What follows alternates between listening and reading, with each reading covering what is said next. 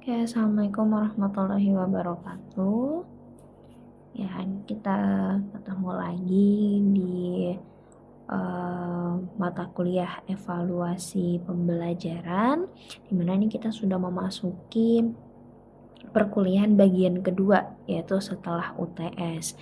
Nah, pada kuliah bagian pertama itu kita sudah membahas ya pengantar-pengantar atau konsep dasar tentang evaluasi pembelajaran, sampailah kita ke praktek bagaimana buat ya membuat instrumen, kemudian menganalisis ya data-data untuk evaluasi bentuk non-tes. Nah, pada perkuliahan bagian kedua ini kita akan masuk ke bentuk yang tes gitu ya. Oke, jadi kan kita sudah pelajari ya bahwasanya untuk evaluasi itu bentuknya terdiri dari dua, yaitu tes maupun non-tes ya.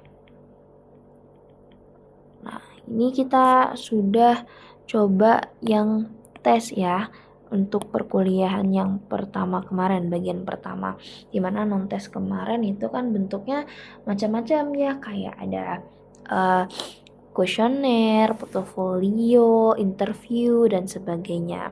Nah, yang untuk tes ini ya berarti memang ditujukan kepada peserta didik kita ya untuk mengetahui baik dari segi karena domainnya ya ada 3 ya, kognitif, afektif,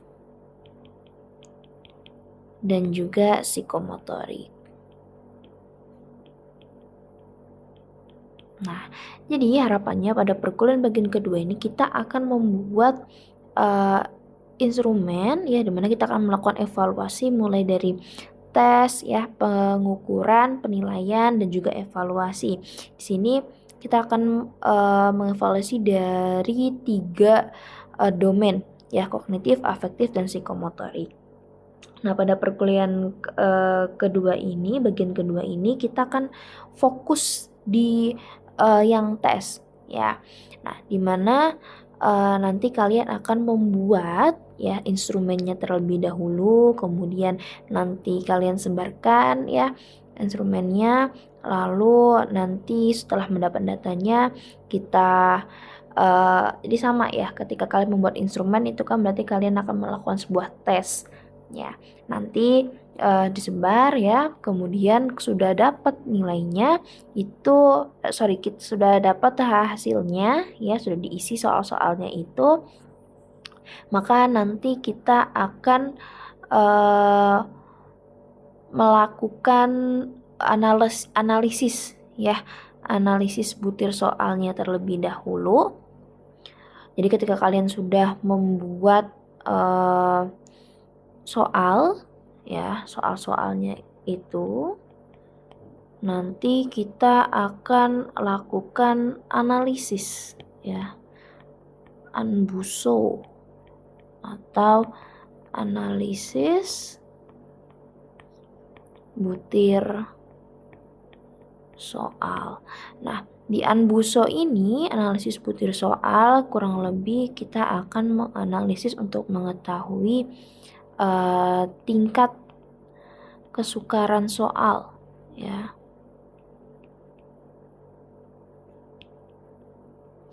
Dia termasuk mudah, sedang, atau sulit. Kemudian nanti juga daya beda. Nah, tapi sebelum masuk ke sini kita harus lakukan terlebih dahulu soal-soalnya ini ya, divalidasi. Kita uji validitas dan reliabilitasnya.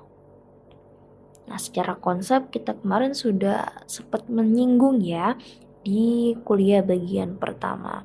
Nah, jadi nanti kalian akan diminta untuk membuat soal-soalnya itu ya, lalu nanti kita uji validitas reliabilitasnya, lalu nanti kita juga analisis butir soalnya untuk mengetahui dia valid atau tidak, kemudian reliabilitas atau tidak, kemudian dia kesukaran soalnya termasuk mudah berapa persen, sedang berapa persen, sulit berapa persen, dan daya bedanya gimana. Nah, untuk yang idealnya kita ke tingkat kesukaran soal dulu ya. Ini kita buat ya 25%, yang sedang itu 50%, dan yang sulit adalah 25%. Kayak gitu. Ya.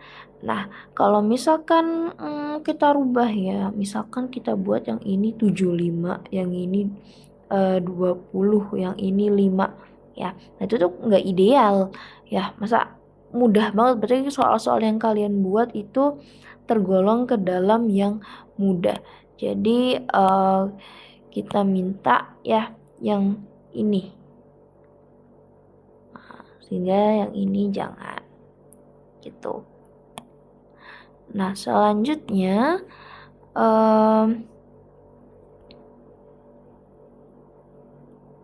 ya lalu kan ketika kalian sudah menguji ini ya, jadi ketika kalian menyebarkan soalnya itu kan berarti kalian sudah masuk ke tahap tes. Kemudian setelah tes itu kan kita pelajari ya kemarin bahwasannya ada tes ya. Setelah tes itu adalah pengukuran, kemudian penilaian, dan evaluasi. Jadi di tes itu adalah ya soal yang kalian buat ini ya, ketika kalian sudah menguji validitas dan segala macam yang di atas ini, berarti kalian sudah menyelesaikan yang namanya tes.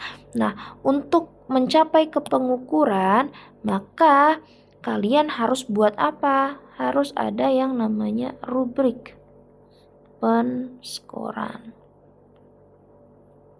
Ya, sehingga nanti kalian tahu dari rubriknya ini dia termasuk kategori apa ya, siswanya ini termasuk baikkah atau tidak ya, sehingga nanti bisa ditarik kesimpulannya apakah siswanya ini memang sudah paham ya dengan materi yang kita ajarkan selama ini gitu. Oke. Nah, adapun yang perlu kalian lakukan adalah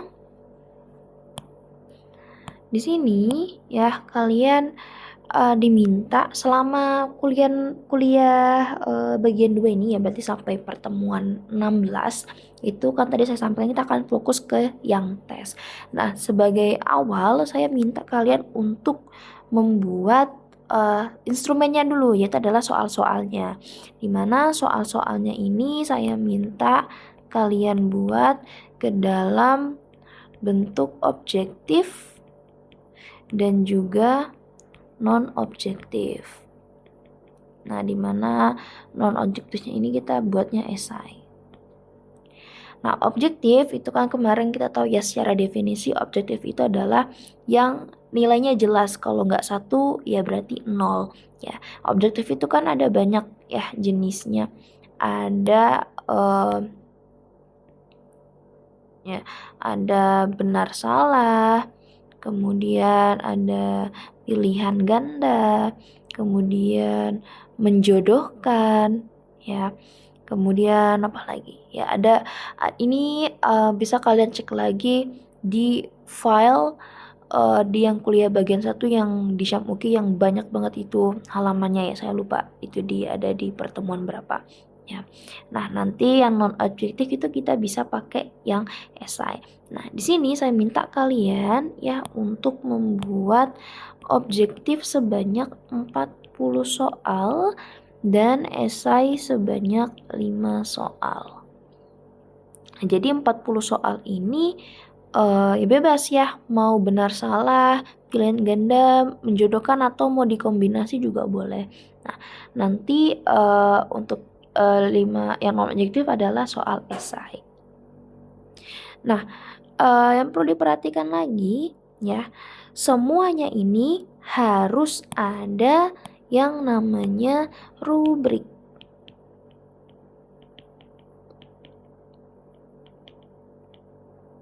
Ya, harus ada rubrik.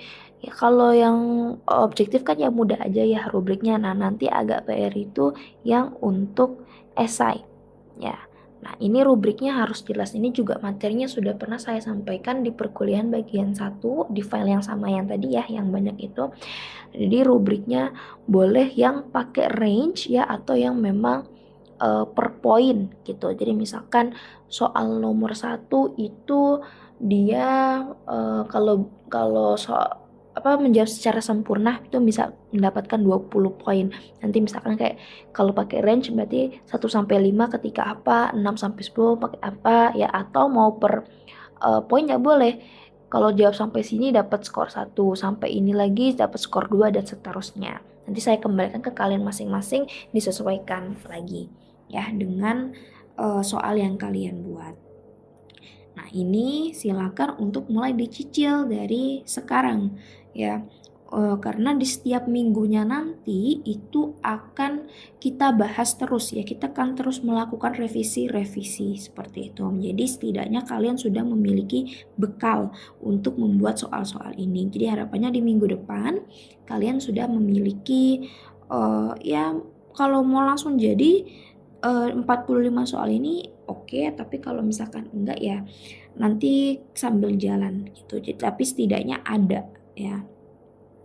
Nah, bagaimana cara membuat soal-soal ini ya? Ada yang perlu diperhatikan lagi ini sambil kalian buka di Syamoke pertemuan 9 di filenya ya, ada tuh file di materi pertemuan 9 tuh sambil dibuka-buka juga karena ini menyangkut dari materi pada pertemuan kita pada kali ini. Nah, di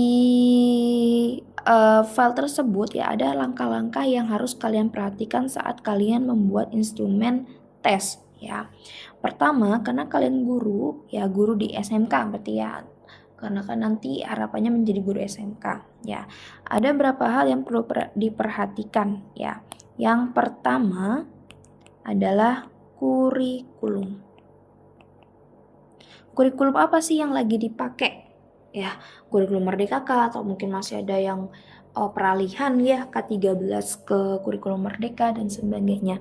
Jadi anggaplah misalkan ini kita pakai yang kurikulum Merdeka ya. Anggap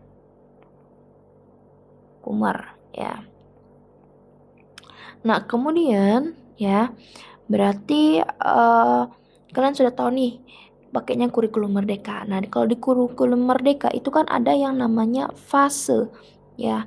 Dia kalau nggak fase E ya fase F ya, di mana fase E itu kelas 10 dan fase F adalah kelas 11 dan kelas 12. Sebenarnya ini nggak akan saya jelaskan secara detail karena kalian sudah dapat materi ini di perencanaan pembelajaran.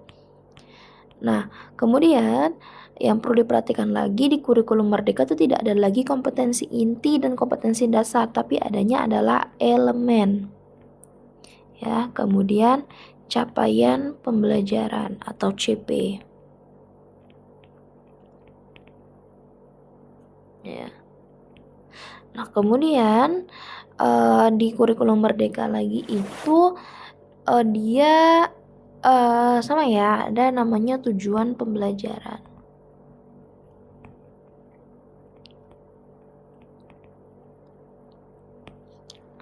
Untuk mencapai tujuan pembelajaran itu biasanya dia dibuat lagi namanya ATP, alur tujuan pembelajaran, atau juga indikator pencapaian kompetensi ya. Nah, jadi untuk membuat soal-soal itu kalian harus memperhatikan keenam ini. Ya, ditambah lagi adalah satunya materi. Ya, materi yang kalian ajarkan.